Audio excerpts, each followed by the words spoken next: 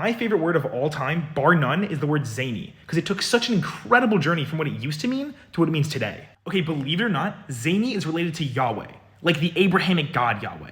In Hebrew, the term Yohanan meant Yahweh is gracious, or God is gracious, and this was a common nickname at the time. This passed into Greek as Ioannis. And it's from this Greek word that we get a bunch of modern day names. John, Jack, Ivan, Evan, Sean, Hank.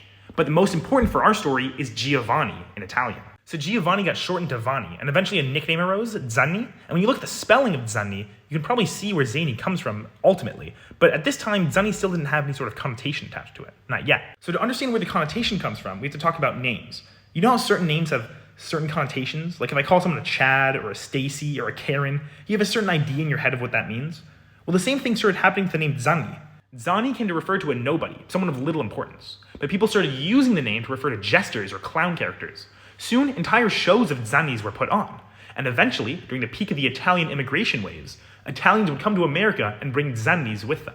And finally, in America, in the 1900s, is the first time we see zany with its modern meaning attached. And that is the story of how the Abrahamic God gave us a word meaning awkward or silly.